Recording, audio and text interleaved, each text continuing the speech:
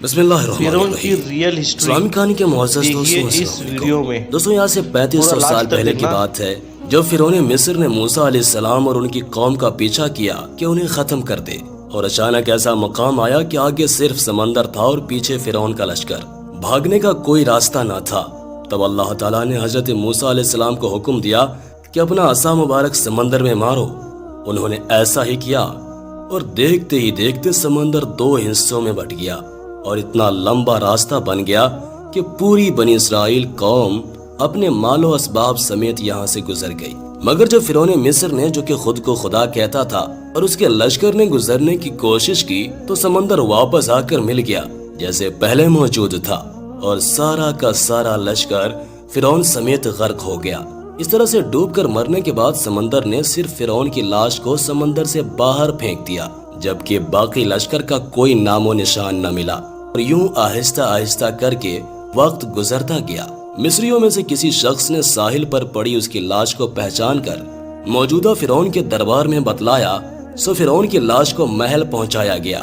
درباریوں نے مصالے لگا کر اسے پوری شان و شوکت سے اور احترام کے ساتھ تابوت میں رکھ کر محفوظ کر لیا۔ کمال کا اتفاق ہے کہ پوری زمین پر اس وقت صرف ایک وہی قوم تھی جسے مصالے لگا کر لاشوں کو محفوظ کرنے کا ہنر آتا تھا۔ ایسا لگ رہا تھا کہ اس قوم نے اسی دن کے لیے ہی سب کچھ سیکھا تھا۔ فرعون مصر کی لاش کو مصالہ لگا کر محفوظ کرنے کے عمل کے دوران ان سے ایک غلطی ہو گئی، اور وہ غلطی یہ تھی کہ فرعون کیونکہ سمندر میں ڈوب کر مرا تھا اور مرنے کے بعد کچھ عرصہ تک پانی میں رہنے کی وجہ سے اس کے جسم پر سمندری نمکیات کی ایک تہ جم گئی تھی، سو مصریوں نے اس کی لاش پر نمکیات کی وہ تہ اسی طرح سے رہنے دی اور اسے ایسے ہی مصالہ لگا دیا۔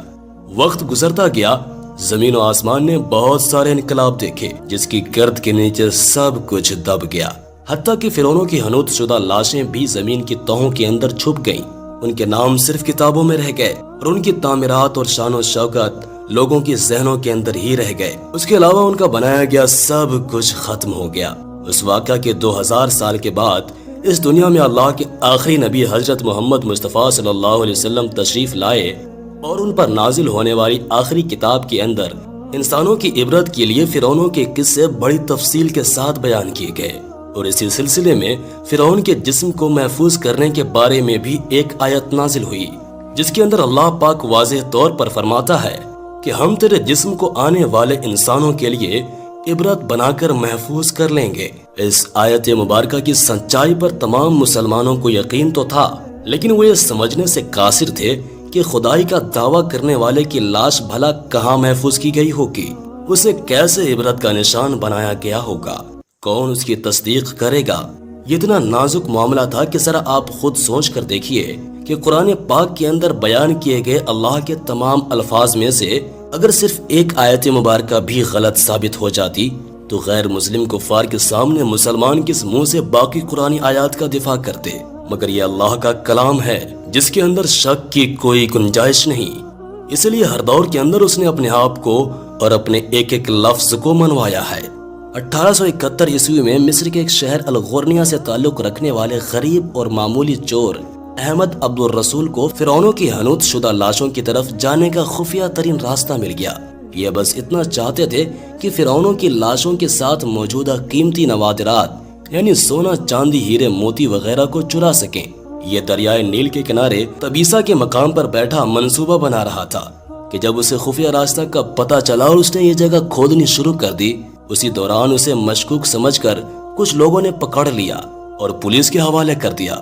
بعد میں وہ جس جگہ کو کھود رہا تھا وہاں سے ملنے والے راستے کی کھدائی کی گئی تو 1891 عیسوی کے اندر دوسری ممیوں کے ساتھ ساتھ اس غرق ہونے والے فرعون کی لاش بھی مل گئی۔ اس کے کفن پر سینے کے مقام پر اس کا نام لکھا ہوا تھا۔ ان ممیوں کو ماہرین اپنے ساتھ قاہرہ لے گئے، جہاں اس کا تفصیل سے جائزہ لیا گیا تو فرعون والی ممی پر جمی ہوئی نمکیات کی تہ سے اس بات کی تصدیق ہو گئی کہ یہ وہی فرعون ہے جسے پانی میں غرق کر کے نشان عبرت بنانے کا وعدہ کیا گیا تھا۔ پوری دنیا میں کھلبلی مچ گئی۔ اس کی تصدیق کے لیے پوری دنیا کے آثار قدیمہ کے ماہر اور سائنسدان مصر کی طرف چل پڑے۔ الگ الگ سائنسی ٹیسٹ کرنے کے بعد دنیا بھر کے سائنسدانوں نے تصدیق کر دی کہ دوسری سب لاشوں کی نسبت صرف اس ایک فرعون کی لاش پر ہی سمندری نمکیات کی تہ جمی ہوئی تھی، جس نے اسے محفوظ رکھا۔ اور گلنے سڑنے سے بچا رکھا۔ اس تصدیق کے بعد اسے فائنلی فرعون کی لاش قرار دے کر میوزیم کے اندر محفوظ کر دیا گیا۔ 1982 عیسوی میں یہ ممی خراب ہونے لگی تو اس وقت کی مصری حکومت نے فرانس کے کمک کو درخواست کی کہ اسے خراب ہونے سے بچایا جائے اور جدید سائنسی انسٹرومنٹس کی وجہ سے اس کی موت کی وجہ کو بھی معلوم کیا جائے۔ چنانچہ مصری اور فرانسیسی حکومت نے مل کر اس ممی کو فرانس لے جانے کا انتظام کیا۔ جب فرعون کی لاش کو فرانس پہنچایا گیا تو ایئرپورٹ پر اس دور کے فرانسیسی صدر بذات خود حکومت کے تمام اعلیٰ عہدیداروں، تمام وزراء اور فوج کے افسران کے ساتھ اس کے استقبال کے لیے موجود تھے۔ فرعون کی لاش کا استقبال کیا گیا جیسے کسی عظیم زندہ بادشاہ کا استقبال کیا جاتا ہے۔ فوجی دستوں نے اسے سلامی دی اور اس کی ممی کو ماہر ڈاکٹروں کی ٹیم کے حوالے کر دیا گیا۔ اس ٹیم کے سربراہ تھے ڈاکٹر مورس بوکائے، جو مذہبی طور پر کرسچن تھے۔ جب مائکروسکوپک ٹیسٹوں کے ذریعے ممی کے تمام اعضاء کا باریک بینی سے جائزہ لیا گیا تو معلوم ہوا کہ اس کی لاش اور جسم کے اندر سمندری ذرات ابھی تک موجود ہیں، یعنی یہ کنفرم ہے کہ اس کی موت سمندر میں ڈوبنے کی وجہ سے ہی ہوئی تھی، کیونکہ سمندری پانی کے اندر ہی اس قدر نمکیات پائی جاتی ہیں۔ بحیرہ احمر میں ڈوبنے کے بعد اس کی لاش کو بھول کر سمندر پر تیرنے اور حمام فرعون تک پہنچنے میں کافی وقت لگا ہوگا، جس کے دوران میں اس کی گوشت پوست میں سمندری پانی کا نمک جذب ہو گیا ہوگا۔ یہ نمک اس کی لاش کو حنوط کرتے وقت خارج نہیں کیا جا سکتا تھا۔ 3000 برس کے دوران میں یہ رفتہ رفتہ اس کے جسم سے خارج ہو کر ایک تہہ کی صورت میں جم گیا، اور جب پٹیاں کھولی گئیں تو نمک اس پر جمع ہوا پایا گیا۔ مگر ایک بادشاہ کی موت پانی میں ڈوبنے کی وجہ سے ہو، یہ سوچنا اپنے آپ میں بہت ہی حیرت انگیز سوال تھا، کیونکہ ایسے عظیم بادشاہ اپنے ساتھ نرم بستروں پر خوبصورت لباسوں میں سونے چاندی ہیرے موتیوں کے ساتھ بڑے ہی عزت کے ساتھ دفن کیے جاتے ہیں، اور اس طرح مرنے کے بعد دفنانے تک اس کی شان و شوکت اسی طرح قائم رہتی ہے جیسے زندہ بادشاہ کی۔ ڈاکٹر مورس کے لیے بھی ایک حیرت کی بات تھی، اور اسی حالت میں اس نے اس ممی کے بارے میں مزید جاننے کی کوشش کی تو اسے معلوم ہوا کہ اس بادشاہ کی موت کے حالات مسلمانوں کے نبی حضرت محمد مصطفیٰ صلی اللہ علیہ وسلم پر نازل ہوئی کتاب قرآن پاک کے اندر آج سے 1400 سال پہلے تفصیل سے درج ہے۔ اسے پتا تھا کہ جہاں سے یہ لاش ملی ہے وہ ایک اسلامی ملک ہے، چنانچہ مجبور ہو کر وہ مجھ سے پہنچا، کیونکہ یہ ایک سائنسدان تھا۔ اس لیے اس نے مصر کے ایک سائنسدان سے ملاقات کی، جس نے اسے قرآن پاک کھول کر سورہ یونس کی آیت نمبر 90 تا 92 کا ترجمہ لفظ بلفظ سنایا، جس میں فرعون کی خدائی کا دعویٰ، اس کا پانی میں ڈوب کر مرنا اور پھر پانی سے نکال کر اس کی لاش کو محفوظ کرنے کا وعدہ اللہ تعالیٰ نے واضح طور پر کیا ہوا ہے۔ ان قرآنی آیات کا اشارہ بالکل واضح تھا اور صرف ایک جانب تھا کہ تجھے میں مرنے کے بعد آنے والوں کے لیے محفوظ کر کے عبرت کا نشان بنا دوں گا۔ سو ڈاکٹر مورس نے جب اس قرآنی آیات کا ترجمہ پڑھا تو بے اختیار چلا اٹھا کہ بالکل قرآن سچی کتاب ہے، اس کا ایک ایک لفظ اور اللہ کے پیغمبر حضرت محمد مصطفیٰ صلی اللہ علیہ وسلم سچے ہیں۔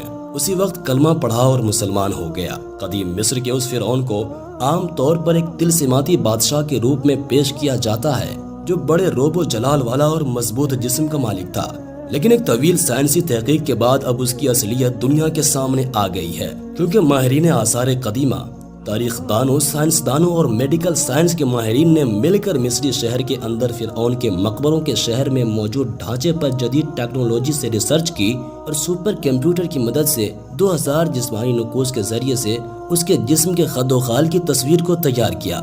تو معلوم ہوا کہ یہ فرعون قدر نازک جسم کا مالک تھا، اس کا بایاں پاؤں ٹیڑھا تھا اور بیماری اور کمزوری کی وجہ سے وہ چڑی کے سہارے چلتا تھا۔ اس کی ماں اور اس کے باپ کے ڈی این اے کے نمونوں سے یہ بھی ثابت ہوا ہے کہ اس کے ماں باپ آپس میں بہن بھائی تھے۔ ماہرین کا کہنا ہے کہ اس فرعون کی جسمانی خامیوں اور کمزوریوں کی بھی وجہ یہی تھی کہ اس کے ماں باپ کا آپس میں دراصل بھائی بہن کا رشتہ تھا۔ یہ فرعون آج سے تقریباً 3500 سال قبل مصر کا بادشاہ ہوا کرتا تھا، اور اس وقت کی رسم کے مطابق ہر بادشاہ کی لاش کے ساتھ شاہی استعمال میں رہنے والی کچھ چیزیں بھی ساتھ دفن کر دی جاتی تھی۔ فرعون کی لاش عبرت کے لیے ایسے محفوظ کر کے دنیا کے سامنے رکھ دی گئی ہے کہ آج انٹرنیٹ پر، اخباروں، ٹی وی چینلز پر کروڑوں اربوں انسانوں کی آنکھوں کے سامنے قابل ترس حالت میں موجود ہے۔ کس لیے؟ عبرت کے لیے، یہ سوچنے کے لیے کہ عبادت کے لائق اور ہمیشہ رہنے والی ذات صرف ایک ہی ذات ہے، جو کہ سب کا خالق ہے، جو کہ سب کا مالک ہے۔ سب کا رازق بھی ہے، اور اگر دنیا کے انسانوں میں واقعی کوئی خدا موجود ہے تو اپنی قوم کو تباہ ہونے سے پہلے خود کو ہی اللہ کے عذاب سے بچا کر دکھا دے۔ اللہ سے دعا ہے کہ وہ ہمیں ہر قسم کے فتنہ سے محفوظ کر کے نبی آخر الزمان صلی اللہ تعالی علیہ وسلم اور اہل بیت کا سچا پکا عاشق بنائے۔ ویڈیو کو لائک کرنے کے ساتھ ساتھ دوستوں کے ساتھ شیئر کرنا ہرگز مت بھولیے گا۔ اپنا اور اپنے پیاروں کا بہت سارا خیال رکھیے گا۔ اللہ حافظ۔